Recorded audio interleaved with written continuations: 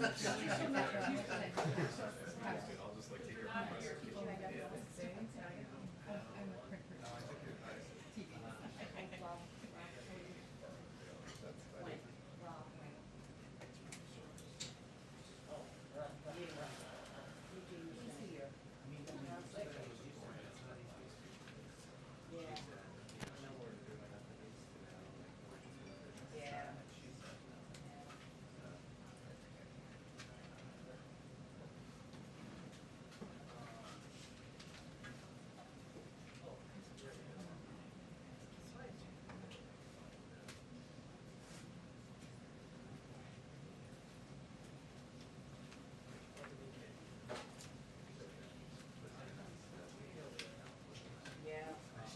Then she canceled the Detroit thing. Yeah.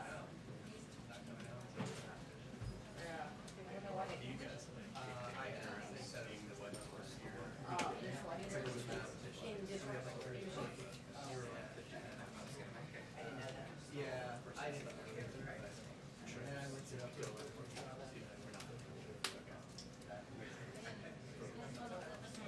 Yeah, right. So,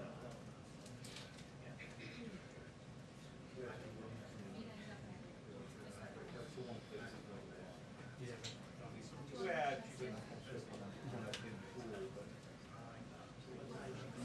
The first time I did. 16. Okay, but that's Theory is wrong. Okay. Oh, yeah, I had a doctor's appointment, so I thought I said, I got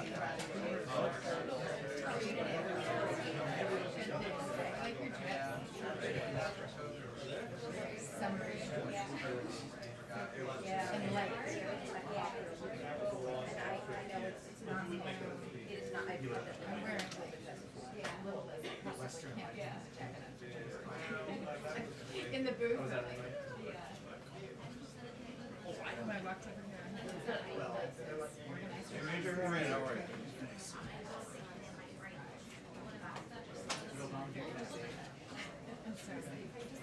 Corral thing. that's so sensitive.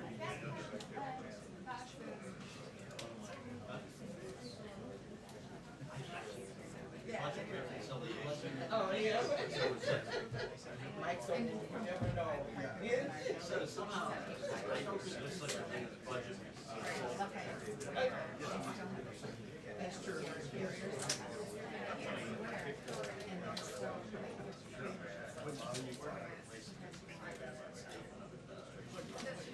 White paper, yes. There was the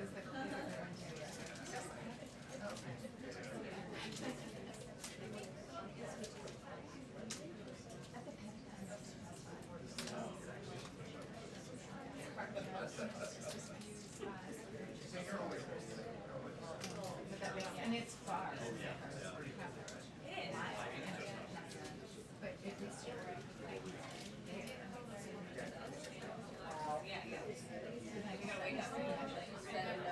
I'm on vacation.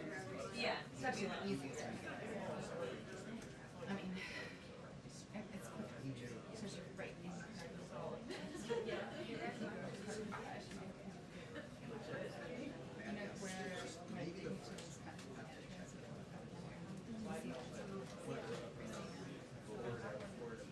that's where.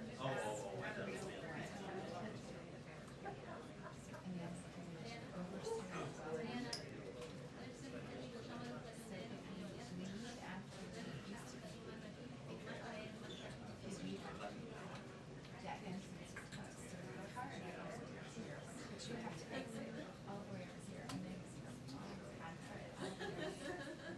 like 3 sides of the petrol.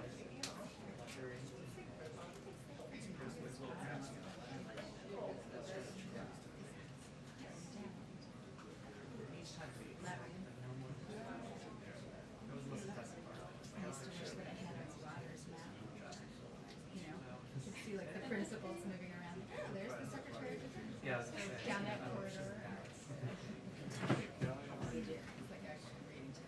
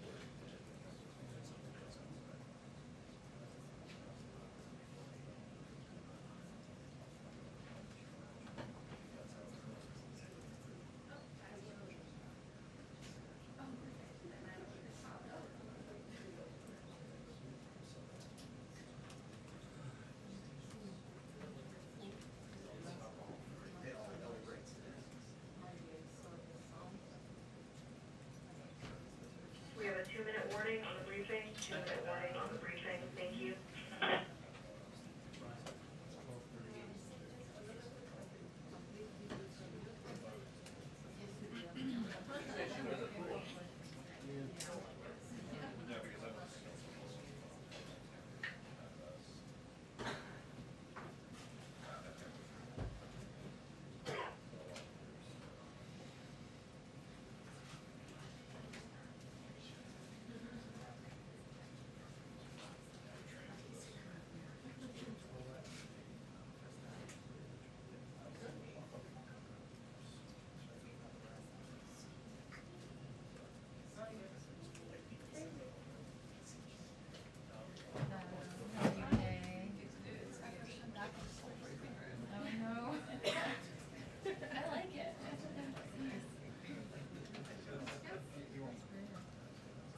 Is it hit 100 outside today? The weather? Yeah. Feels Just like to it. make you feel at home. Well, it's scary is to look back at pictures from like last April when we were still. I can't remember if that's when you were there. No, I'm it's It's a like, little free out here. yeah, there's like a selfie of me and Jeff Mason and it's a little, it's like late March. I was like, oh my God. Wow. Right, it's good to be back.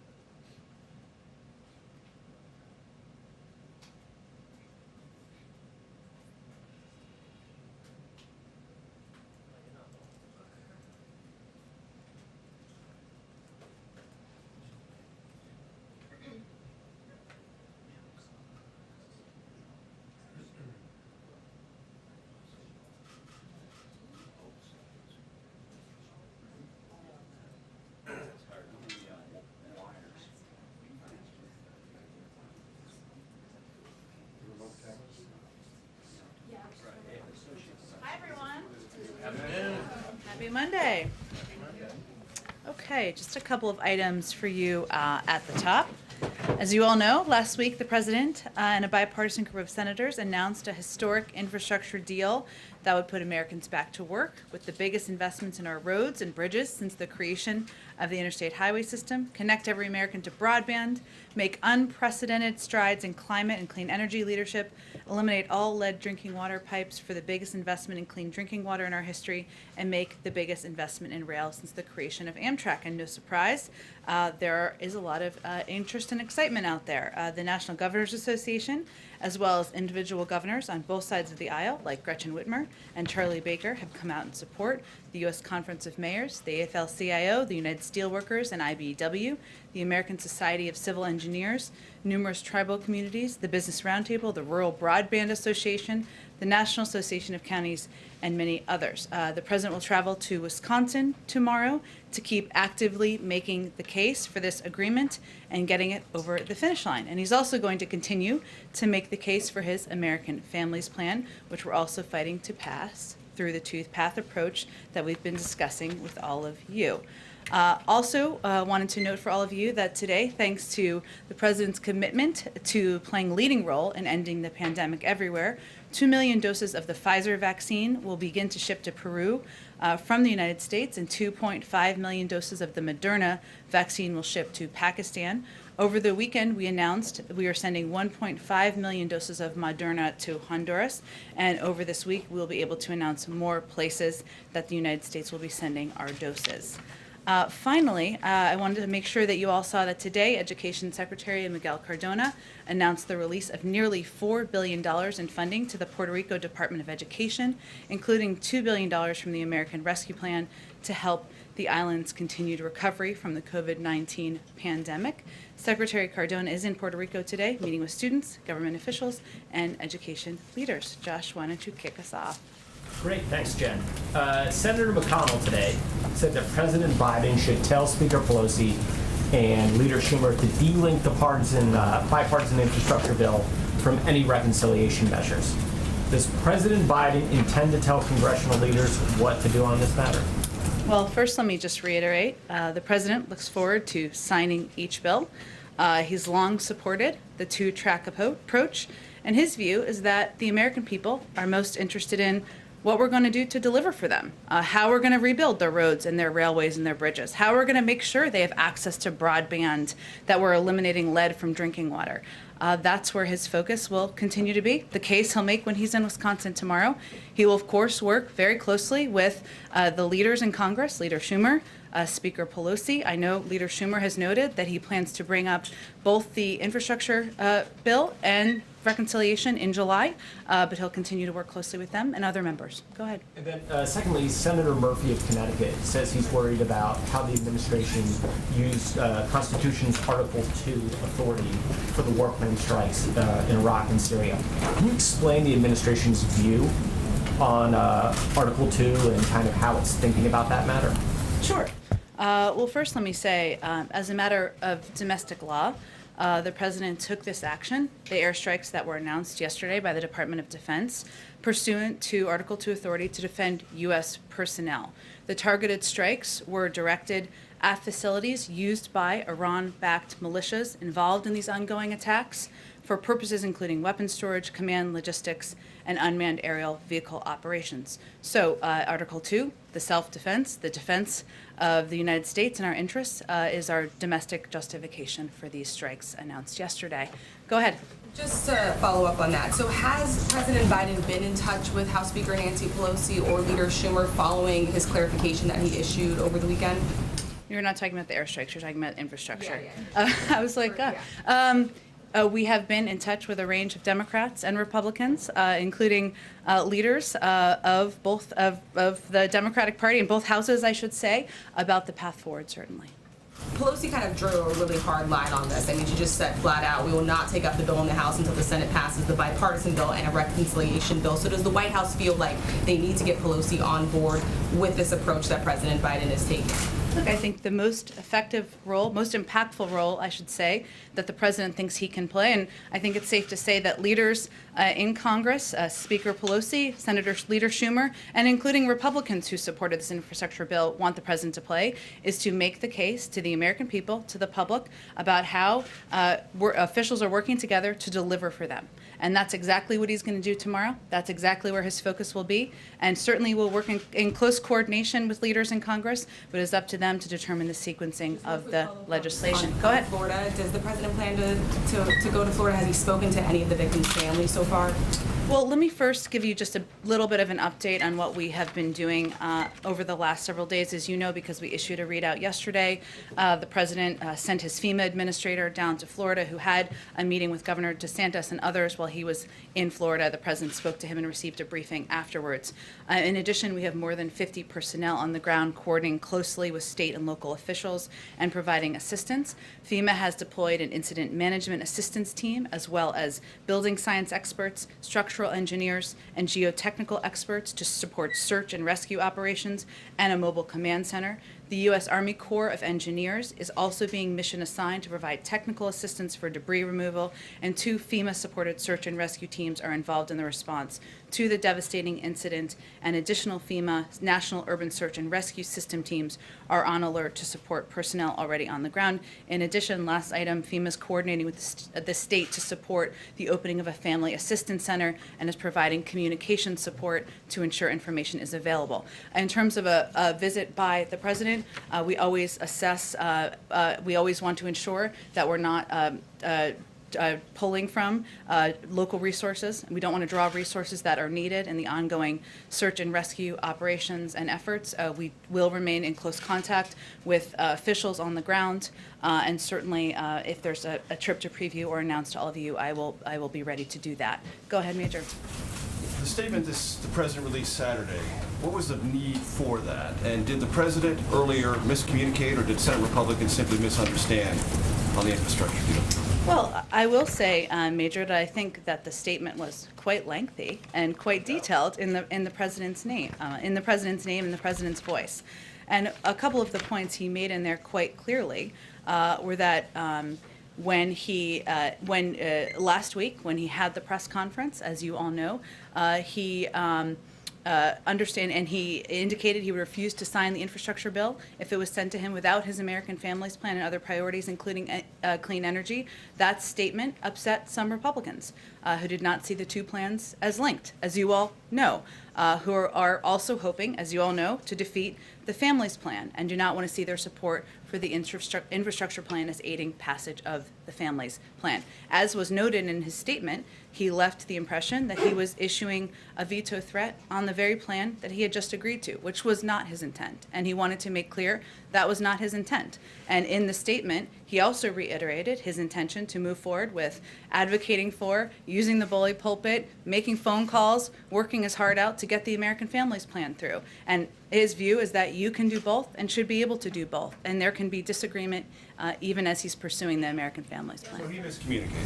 I think he made pretty clear, Major, in his statement this weekend that we issued this weekend that he did not send that was not the message he intended to send. And you have said a couple of times the president's going to tell the country what's in it, but even those who have supported it say we'd like to know more about it. I mean, when are the details going to be really available for those, for example, who live in Flint, Michigan, or any other city in America that does have a lead pipe situation, to know exactly what's going to be spent, when it's going to be spent, and the core legislative language that, when I used to cover Senator Biden, he would be very much focused on?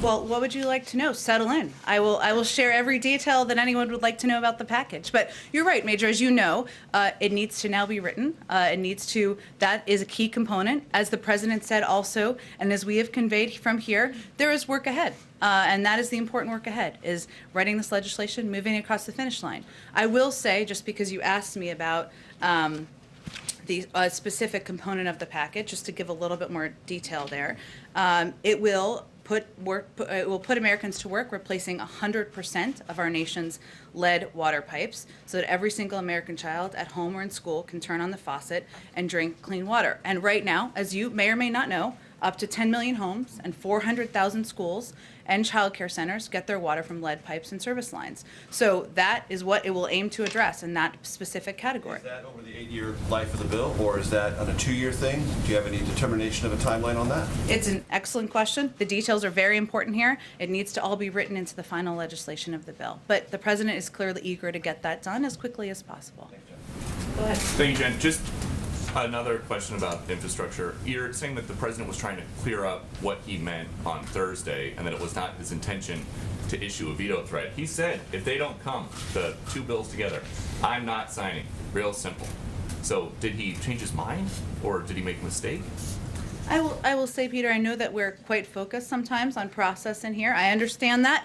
The process of a bill becoming a law is important, but the president intends to sign both pieces of legislation into law.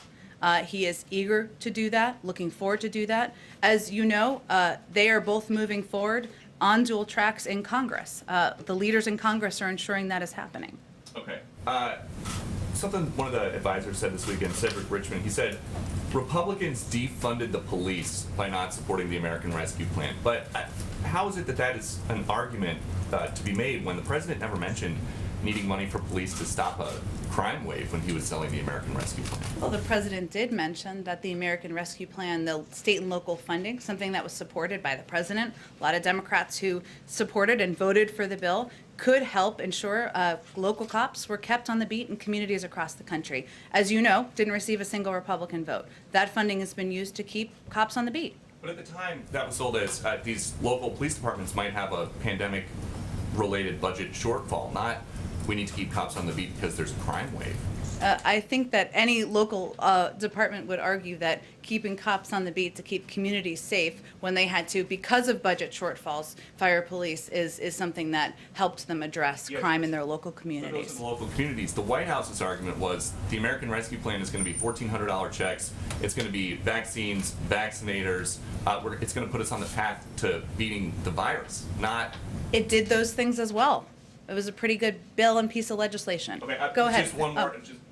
Oh. This weekend, Gwen Berry, who hopes to represent the United States as an Olympian on the hammer throwing events, won a bronze medal at the trials, and then she turned her back on the flag while the anthem played. Does President Biden think that is appropriate behavior for someone who hopes to represent Team USA? Well, Peter, I haven't spoken to the president specifically about this, but I know he's incredibly proud to be an American and has great respect for the anthem and all that it represents, especially for our men and women serving in uniform all around the world. He would also say, of course, that part of that pride in our country means recognizing there are moments where we are, as a country, haven't lived up to our highest ideals, and it means respecting the right of people granted to them in the Constitution to peacefully protest. Go ahead. I want to switch gears real quickly on the COVID crisis. Sure. So you're planning a really large party at the White House on the 4th Yes. of July. A party for 1,000 frontline people. workers and men and women who served our country, yes. And also the National Mall will be open, but we are getting reports now of increasing cases of the Delta variant. Experts are now warning that those who got the J&J vaccine might actually need a booster shot. Some of these experts have actually gotten such booster shots themselves to guard against the Delta variant. Is this too soon? Are you being risky by basically allowing many, many people to get to the National Mall on the 4th of July? Is there a risk that you could be, in essence, doing exactly what was criticized by the Trump administration, creating large gatherings that are risky?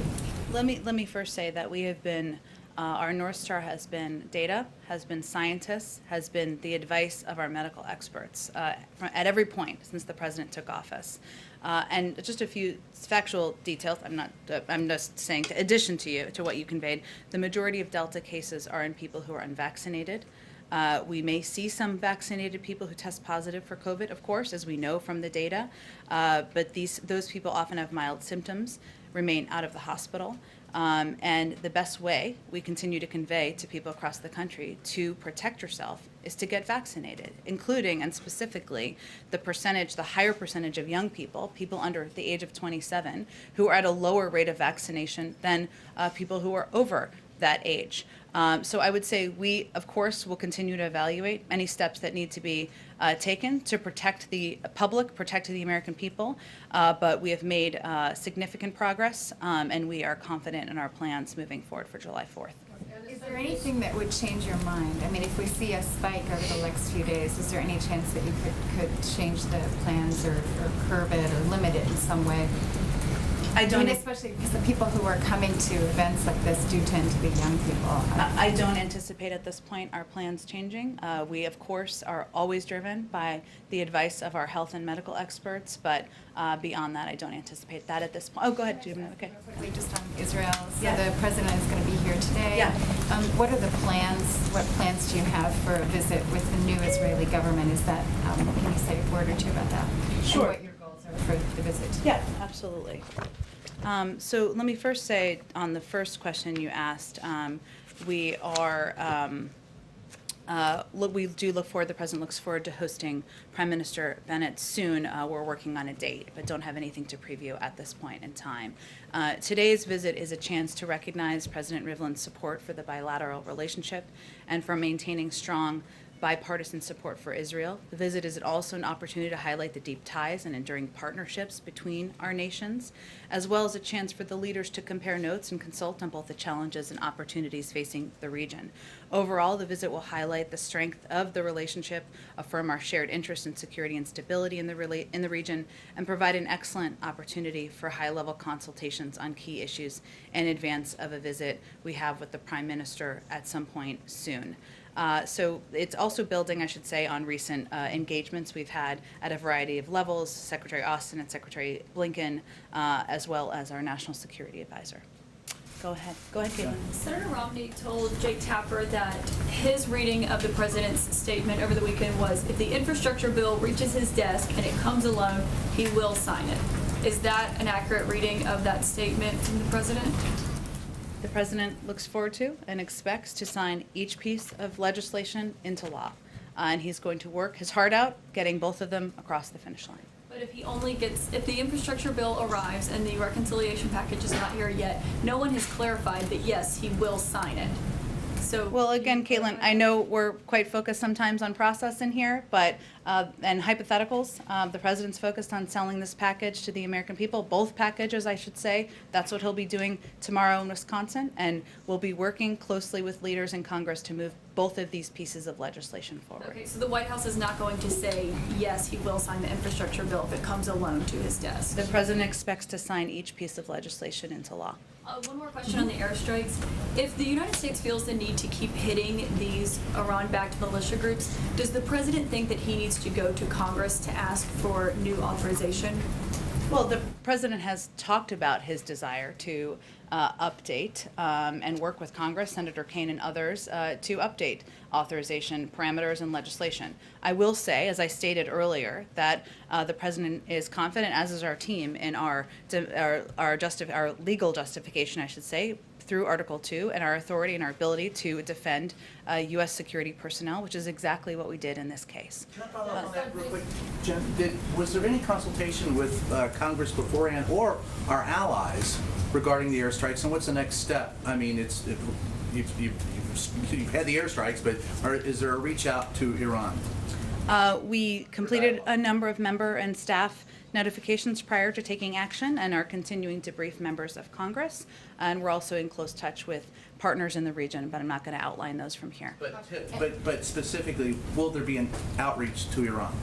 Well, I would say that we are obviously working through. We just completed the 6th round of negotiations as it relates to the Iran nuclear deal. I don't have a timeline yet for when those will reconvene, but I don't have anything to preview in terms of other outreach to Iran. Go ahead, Kelly. I'll come to you in a second. Go ahead. In terms of the timing of those airstrikes, was there any relationship to the visit of the Israeli president today to have those actions prior to his visit? No. Okay. And is there a concern in the president's calculation there about now the threats of retaliation that are coming from some of these militia groups and what posture he needs to have given that? Well, the president's view is that it was necessary, appropriate, and deliberate action, these strikes, designed to limit the risk of escalation. We will take, and he believes we should and will take necessary and appropriate measures to defend U.S. personnel, partners, and allies in the region. Certainly, I would say, just kind of in relation to this question over here, we continue to believe that and have never held back from noting that Iran is a bad actor in the region. And they have taken part in and supported and participated in extremely problematic behavior in our view. At the same time, we feel that we're moving forward and seeking the opportunity to move forward on negotiations to prevent Iran from acquiring a nuclear weapon is in our national interest, and that's how we will evaluate. But it was not linked to a visit by the president of Israel, nor was it linked to any elections in Iran either. Briefly on Florida, in the president's briefings about the status of what is there, has he been given any information to indicate that the chance for survivors still exists? And does he believe there is a federal role at examining the kinds of infrastructure within that building questions that have now certainly come to many people's minds after seeing what took place? Sure. Well, I would say on your second question that he does believe there should be an investigation, and that FEMA, a number of the resources FEMA is sending to the ground, building science experts to the scene, officials from the National Institutes of Standards and Technology, officials from OSHA, and the FBI, they've all been deployed to Surfside under their own authorities to help participate and provide expertise in that effort. So certainly we want to play any constructive role we can play with federal resources in getting to the bottom of it and preventing it from happening happening in the future. In terms of the likelihood and potential for survivors, obviously he would refer to local authorities on making that assessment. Go ahead. Thanks. I just wanted to follow up quickly on the airstrikes. Sure. The Iraqi government issued a statement calling it an unacceptable violation of their sovereignty and national security. So I'm wondering, has there been outrage to the Iraqi government, and also do you have a response to that sort of complaint that they've lodged? Sure. Well, I would refer you to the government of Iraq on that specific question, but I will say that the Prime Minister is a partner. He has a tough job.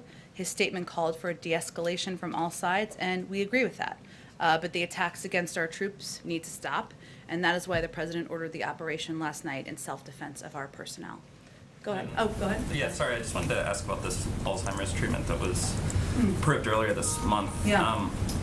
My first question is if the President was at all concerned by the approval process, which seemed to overrule the advisory board, the outside advisory board that we've obviously learned a lot about in the last year, and that the approval was sort of outside the regular FDA standards for medicine like this. It's a great question. I know it was last week or the week before. I haven't spoken with him about this specifically. I can see if I can do that and get more back to you. I'm not sure you'll have more on it, but there's now this question of considering the limited efficacy and the high price of it, whether the government would impose particular restrictions on access to it due to Medicare. It's something that, if was approved fully, could have enormous costs to the Medicare system. And so I'm wondering if the White House is looking at that Sure. issue. Well, let me talk to our health team and see if there's more. We can get back to you on that. Go ahead. Thanks, Jen. The Senate Minority Leader put out a statement today at a news conference in which he said the president delinked the two bills. Does the White House take issue with that characterization, or do you agree with that? Is that what is happening? I think the president is eager to sign both pieces of legislation into law. And he is going to focus his time and his effort on selling the benefits of these packages, what they would do for the American people, whether it's ensuring kids don't have lead in their drinking water, or making sure families have additional benefit from the child tax credit extension. That's what his focus is going to be. In terms of the mechanics and the process, we're going to work closely with leaders in Congress, but he wanted to be clear that he did not intend to issue a veto threat, and he remains committed to moving that piece of legislation forward, just as he remains committed to moving the American Families Plan forward. I'd give it a try. It was good. One other question on Article 2. Sure. What are the limits this White House sees on the president's Article 2 power? Does it acknowledge that there are limits? And to what extent does the president feel he needs to yield to the Article 1 branch when it comes to the authorization of force? Well, I would say that the president takes legal authority and justification for military action quite seriously. And certainly we consult our legal teams to ensure we have that justification. And we certainly feel confident we do. And when there are attacks against that threaten our troops, our men and women serving bravely overseas, and responding to those certainly qualifies as self-defense. Go ahead. Thanks, Jen. When the president announced the bipartisan infrastructure deal last week, he said, "I know the Senate and the House better than most of you do." And indeed, he's had long experience in Congress and in the White House. So how does a situation like this arise where he has to issue a statement, a lengthy one, clarifying himself? You all have to reassure people on Capitol Hill. Did he underestimate the blowback that he was going to get from Republicans by making the statement that he did about, wanting to do these bills in tandem? I know there's a lot of interest in kind of rehashing the last several days. I get it. We're not going to do that. We're going to focus on our efforts moving forward. And right now, as you saw, a number of Republicans go out on Sunday shows yesterday and talk about their commitment to getting this package forward, their commitment to delivering these benefits to the American people. I just started out talking about the broad support from governors, labor unions, others in moving this package forward. And the president's going to go out to Wisconsin and sell this package to the American people tomorrow. That's where our focus is on. Along those same lines, then, in terms of moving forward, you mentioned earlier that the White House is in touch with a range of lawmakers on Capitol Hill. You mentioned some of the other support. But specifically, can you talk about outreach to liberal members of Congress? Are you guys in touch with the Progressive Caucus? There's obviously been some concern on the left about negotiating too much with Republicans. What reassurances, if any, have you given to liberal members of Congress on this front?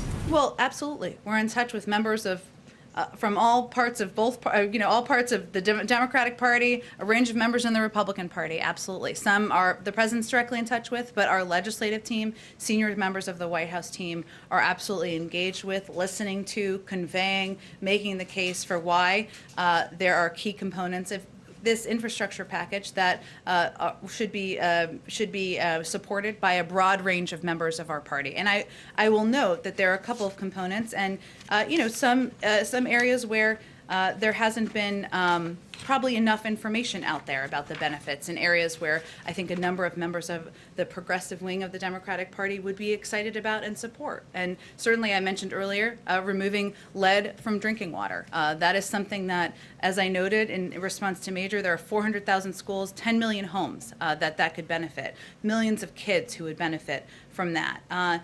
Also, expansion of broadband. It's a national disgrace that African American families are 9% less likely to have high-speed internet than their white peers, and Latino Americans are 15% less likely. It will help address that. Also, access to transportation. Americans who are trying to get to work, including communities of color that are twice as likely to take public transit but often have fewer good transit options. That's just one component. If you go to climate, which is an area where I think we still are going to continue to do more work, making sure people across the country and people who care deeply about addressing our climate crisis know the components of what's in this package, which the president considers a down payment, not the end, a down payment. So 500,000 electric vehicle charging stations nationwide. That's what this would help support, with a focus on our highways and rural and disadvantaged communities. It would help buy more than 35,000 electric school buses. It will include the largest investment in clean energy transmission in American history. Will strengthen and revitalize our natural infrastructure, and it represents the largest effort ever to address legacy pollution. These are all areas that a lot of people in the Democratic Party are excited about historically, should be excited about, and we're going to continue to make the case and make sure we're conveying this and the American Families Plan and the components there are what we're going to continue to advocate for. Is tomorrow's speech mainly about the bipartisan infrastructure bill or about the American families? Like, how much of tomorrow is going to be about that deal versus the American Families Plan? Tomorrow we'll primarily focus on the infrastructure package and the components in the infrastructure package, but the president will absolutely also be out there in the future continuing to make the case for why universal pre-K, something that makes it 50% more likely that kids will graduate from high school, should be law. Making sure community college, 2 years of it, is free for people across the country. Extension of the child tax credit. Those are all pieces he will be out there advocating for in the future. Go ahead, David. Jennifer, I could take you back to your Article 2 answers here, because they appear to be responsive to a specific incident or a set of incidents in which these UAVs were used against American troops. But that begs the larger question of whether the president believes he needs, in whatever replaces the authorization for the use of military force, something that is specific to the Iran threat, this category of threats. And similarly, when you talk about having a longer and stronger element to the Iran deal, missiles, support of terrorism, are you also trying to now encompass this new use of UAVs? Well, I would say on the latter question, David, the focus, as you've noted and you just noted, certainly we want to look to build the Iran deal beyond what it was in the past. We've been very clear about that, and that's part of the discussions and negotiations, and the next step would be the 7th round of discussions and negotiations. But I would say that as it relates to responding to attacks on our men and women serving, or threats, I should say, to our facilities that are in the region, that we don't see that on the same exact track. Go ahead. Senator Murphy, in his statement, and I think the reason that he had some concern about this, I read it as less concern about the Article 2 element. To what he said was that it now seems as if we have a low-level war underway with the Iranians, because there's this sort of constant back and forth. Is that an assessment that you folks agree with? Our objective, David, is to de-escalate, but the president is going to reserve the option of responding when there is a threat against U.S. interests. Afghanistan, please. Go ahead. Go ahead, Ken. Just on the infrastructure and reconciliation bill, Senator Manchin suggested yesterday that he could support $2 trillion in a broader reconciliation bill. Does the president consider that to be a sufficient amount of spending? Well, we're just at the beginning stages of these discussions. And clearly, as you noted, or as you alluded to, I guess I should say, there's disagreement, even within the Democratic Party, about what the size of a reconciliation package should look like. And as these discussions proceed, there will be disagreements to resolve, and there will be compromises to be made in order to get a final package. I'm not going to do that from here. The president's going to continue to advocate for the inclusion of the American Families Plan and the key components in that package that he feels would be instrumental to helping the American public. And he will continue to advocate for the components of the budget he proposed. But he also recognizes there are important discussions, negotiations that are going to happen between even members of the Democratic Party on this path forward. The select committee that the speaker is supposed to announce later this week, has the president spoken to her about the membership of the committee, who he would like to see on the panel? And does he have a sense in when this report should be released? Does he think it's important that the findings of this select committee come out around the anniversary, for example? I think the president certainly supports the decision by the speaker to create the select committee, or to launch, get the process started to form this select committee. In terms of the timeline of the release of a final report, I think he would refer to her and her judgment on that front. Go ahead in the middle. So, back to what you said about climate, even with those policies that you mentioned there in the bill, there's a pretty sizable protest across the street today from the Sunrise Movement. This is a group that work with the campaign to set policy, that's in touch with the White House, but they and people, a lot of their allies are frustrated that when it came to reach a deal, it was a lot of the big climate stuff that got pared down or left out. What is your message to climate activists who feel like, wait a second, we thought that President Biden was going to be the most aggressive president ever on this topic? Why is this first high-profile bill so whittled down? Well, I would say I would dispute the notion that it's that it doesn't do anything for climate, which some are arguing. I just outlined some key components that would represent historic investments in areas like addressing the legacy pollution and cleaning up communities across the country, preventing that have relied on fossil fuels and others that have been polluted, especially lower income communities. It also will take enormous steps in addressing, investing in clean energy transmission. It will include making sure electric vehicle buses are part of our force across the country, and make sure that purchasing electric vehicles which will be a huge contributor to reducing greenhouse gas emissions, is something that can be a reality for millions of Americans. Now, whether or not everyone is aware of all those specifics, that's incumbent on us to keep conveying that, communicating it, listening, and making sure people understand that this is a down payment. And the president will continue to advocate for, press for, work for even more on the climate, as he will in the reconciliation bill and process moving forward. And does the White House want to see a clean energy standard in that reconciliation bill? And do you think that can fit into the parameters of what can and can't be included? Well, there's obviously a lot to be negotiated and discussed moving forward. The president has conveyed that he would like to see an investment in clean energy tax credits, something that would certainly be an additional step forward. And there's more to discuss as it relates to the final reconciliation package and bill. Go ahead, Michael.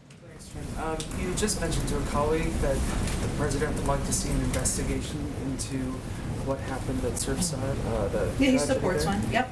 Can you expand on that just a bit? Would he like to see that federally run? Would he like to see consideration of building code changes? What should be the goal of that, and who should be in charge of that? Well, the goal, of course, is to get to the bottom of what happened, and of course, have it be an instructive guide on how to prevent it from happening in the future. I just conveyed all the federal resources we are sending down to be supportive of efforts on the ground, but I don't think I have more on it than that. Go ahead in the middle. Housing experts are really concerned that there's going to be a huge fallout if a federal moratorium is lifted next month. And a lot of studies show that evictions make the threat of COVID even worse, especially when it comes to Black and brown communities. What's the president's response to that, and can we see any type of changes? Well, first, I would say the president absolutely is committed to ensuring that we continue to provide assistance, whether it's rental assistance or assistance to make sure that Americans who need help to stay in their homes, to stay in rental units, get the help they need. The moratorium was never meant to be permanent. Obviously, an extension was announced just last week, but we will continue to look for ways through federal authorities, through working with Congress to ensure that we're helping Americans across the country. Go ahead, Anita. I just wanted to follow up on the question previously about the July 4th event. Can you just talk a little bit about I understand it's an outdoor event, but what precautions are being taken? So will people be tested? Do they have to be vaccinated? Are there masks even though it's outdoors? And just more broadly, we have seen signs that things are getting back to normal a little bit at the White House, but some signs that they aren't. I mean, can you just tell us a little bit about, are all staff here? Is it at 100% now? Are visitors allowed in? I believe there's still no tours. Just can you give us a sense of where things are? Sure, Anita. Well, first, our intention was always to bring staff back, and I think we provided this publicly, but at a kind of a slow pace to ensure we were integrating people back into the White House, and we were taking all the necessary precautions. I think a lot of that will be done through the course of July and into the summer. That's our intention. In terms of the timeline for resuming tours and guests, I'll have to just get back to you on the specific plans for that. About the event. Sure. In terms of precautions, I'll have to check with our team and see what the specific precautions are taken. I believe on Friday's briefing you had mentioned that the president would be speaking about voting rights this week at an event. Didn't see that on his schedule. Can you talk to us a little bit about what that event is and what he's going to be talking about? Sure. Well, he has a meeting with voting rights advocates today and with officials internally. So let me just note that first, which I think you're aware of, and we're working to determine when we can schedule remarks. It could move in just because of scheduling. It could move into next week, but I don't have anything to announce quite yet. He's looking forward to addressing the public. As we get his final date locked in, I can preview it for you in more detail. Go ahead. Americans in the Northwest are suffering through a record-breaking heat wave right now. What's the president's message on climate to those who say he's not doing enough, that there wasn't enough in this bipartisan bill? And can he guarantee the public that something will be passed by the end of this year? Well, first, I would say the president is also meeting with governors from Western states on Wednesday to discuss exactly the threat of these wildfires and what we can do from a federal level to help work in partnership. And he's been quite focused over the last few months on ensuring we are not just preparing and working closely with governors who are in states that might be impacted by hurricanes, but doing the same with states and governors and leaders who might be impacted by wildfires. He even got a briefing from FEMA just last week. I would say again that the president is absolutely committed to addressing climate. It is one of the 4 crises he's identified as central to his presidency. The components that are in the infrastructure package are a down payment on that, but he will continue to advocate for, fight for additional steps in the reconciliation package and moving forward through the course of his presidency. Go ahead, April. I want to ask 2 questions. One on policing and the other on voting rights. Okay. Voting rights. On policing, the framework was announced last week of policing, George Floyd Justice and Policing Act. But with that said, what pieces are in it that the White House applauds? What pieces are out that the White House wants back in? Because we understand qualified immunity may or may not be in there. Some parts may be in versus other parts. Well, I understand your question, April, but we're going to let the negotiators speak to more specifics of what is in the framework and the next steps from their end. We are closely in touch with them. As I've noted in the past, the president will look forward to welcoming them to the White House at some point when appropriate, but we're going to let them announce the details of their agreement or their framework when appropriate. In the debate where it comes to intentionality from police when someone is killed in their hands, is he involved in that debate? Does he stand on the side of that? How do you mean involved? Meaning that piece of, because there's a large component of the nation that feels that the intention should be put into it, as well as if it just happens as they're in police custody. So both pieces should be in it. Is the president weighing on one side or the other on that piece? Again, April, we're just going to let the negotiators speak to what's in the package and what's in the framework at the appropriate time when they're ready to do that. And on voting rights, again, I'm going back to the issue that I asked, leaning in. It seems like the president is doing more. But is there concern if the president leans in too much with some of the members, some of the Republican members on the Hill, that it could backfire on him?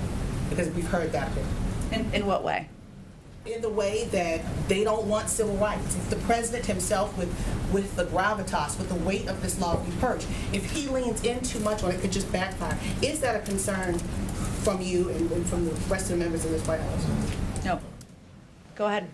I just want to follow on Anita's question. Sure. Most members of the press who come in here now are vaccinated and don't have to be tested every day.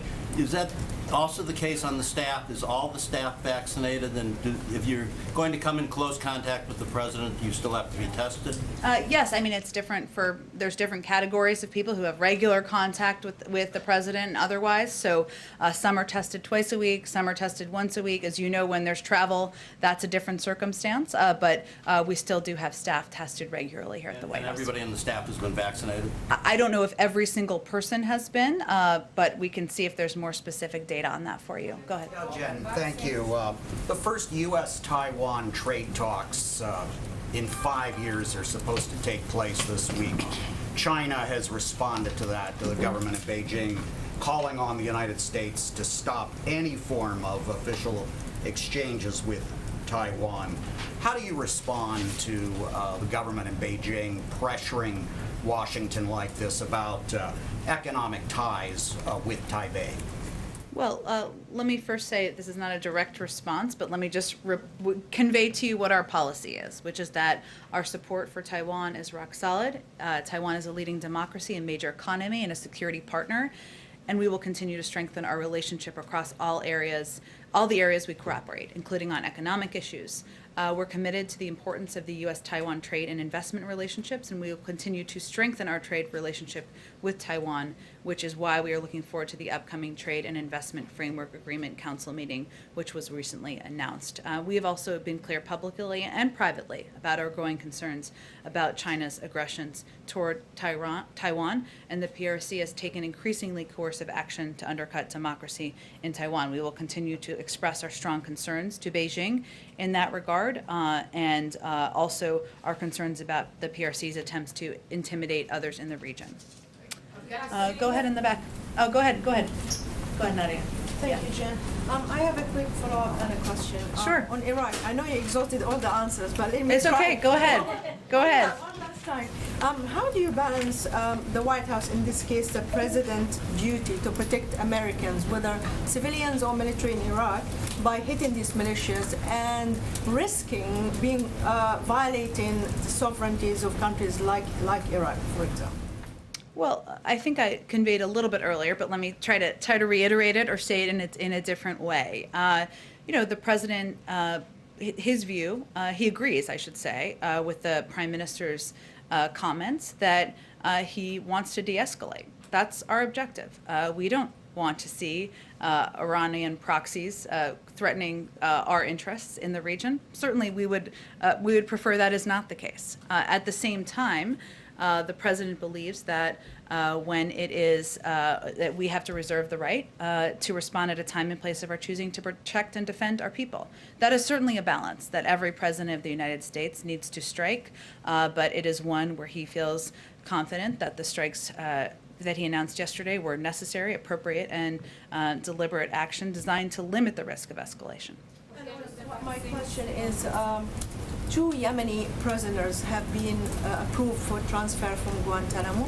How close is the White House to shutting down their prison facilities, considering that it was the first act during President Obama, as you remember, is to shut down Guantanamo? I do remember. That is correct. I would say the Department of Defense would have the best update on the timeline. It remains something the president is certainly committed to doing and eager to move forward on. Go ahead. Can I just ask a quick one on infrastructure first? Sure. Does the White House think it has 10 Republicans currently on board for the infrastructure plan? We'll continue to make the case, continue to convey to Democrats and Republicans why this package is something that will help their constituents across the country. But in terms of vote counting, I will leave that to leaders in Congress. Has the president spoken to Senator McConnell, or does he plan to speak to him specifically about this package? I don't have any calls with Speaker McConnell. I don't have any calls with Senator McConnell to read out. Sorry, it must be that time in the briefing. Go ahead. Thank you. There's reports from Afghanistan that the U.S. is going to send, I think it's 37 Black Hawk helicopters and a couple fixed-wing airplanes. Do you have any comments on that? And just more broadly, is there any concern about the prospects of American-made weaponry falling into the hands of the Taliban as they take over government positions as they have been doing and might be expected to do more? Sure, it's something we've been quite cognizant of from our early engagement here, or at least engagement of the Biden administration, and before that, in terms of any reports of weapons, I would point you to the Department of Defense. Go ahead in the back. Hi, Jen. Thanks for taking my question. I wanted to ask you what what President Biden and the White House are doing to help agencies achieve the goals the president set on climate change early in the administration through his executive orders. There's been quite a few tasks in those orders that agencies have missed deadlines on or been delayed, and I wanted to ask what the White House is doing to help with that. Specifically agency by agency, this might be something that might be more useful if I get you kind of a written update about what is happening agency to agency. I can say broadly speaking that the president conveyed to his cabinet members from the beginning that ensuring we are moving forward and taking steps to address the climate crisis, and doing that with levers we have in the federal government, whether it is electrifying fleets in the government or taking steps to ensure we are being leaders on this front, is something that he has made a priority. But we can see if there's more of kind of a summarized update of what agencies are up to provide to all of you. Go ahead. And on COVID and vaccinations, what does the administration say to parents who are hearing on one hand from the nation's top doctors that children and younger Americans are more vulnerable as these variants are spreading, but at the same time, many children can't yet get vaccinated? Yeah, as a parent of children in that age bracket myself, it is challenging. And what we are continuing to convey is that we know it's been long. We know parents are exhausted and tired, but it's important to continue to abide by the public health guidelines, which means kids wearing masks in certain environments, not others. Obviously, you can look at the CDC guidelines to see what the specifics are. Obviously, we can't get ahead of the FDA process for approving vaccines. I know parents like myself are eager to vaccinate their children. Some also will still have many questions, as we have seen as the vaccine has become available for kids who are 12 and older. And that is also part of our process of engaging with pediatricians and others to make sure parents can have those questions answered. So we can't expedite the FDA approval process. What we can do is continue to provide public health guidelines, make sure parents understand what it means if your kid is vaccinated or not vaccinated, even if it's because they're not eligible quite yet, and of course make sure we have resources and supply available if and when we reach that point in time. Go ahead. Go ahead. Thank you so much. I'll go to both of you. Okay, why don't you go in the front, and then we can go to you in the maroon shirt. Yes, sorry, it's confusing. Okay. Go ahead. Okay, thank you for taking my question. I have a quick question about the Tokyo Olympic Games. The Japanese government extended an invitation to President Biden for the Olympic Games. Is President Biden still considering a trip to Tokyo next month? The president is not planning to attend the games. He will certainly be rooting for the athletes, as will I. I'm kind of obsessed with the Olympics, but that's not his. We will have a delegation from the United States, as we have historically had, but we will continue to also convey the public health guidelines and guidance that we've been delivering out there about only essential travel. Go ahead. Thanks, Jen. I appreciate it. A couple quick questions on Iraq again. So first of all, in the past, even during the Soleimani strike, usually these strikes came in response to incidents where a U.S. service member or a U.S. military contractor was killed. So is this an indication that this administration is now pursuing a more aggressive policy on responding to Iran-backed militia attacks in Iraq? And secondly, was this purely a retaliatory strike, or was it meant to actually throw out imminent hostilities beyond the Saturday Erbil strike upcoming in the future? Well, let me first say that the United States selected these targets because Iran-backed militias used them to conduct at least 5 one-way UAV attacks against U.S. facilities in Iraq since April.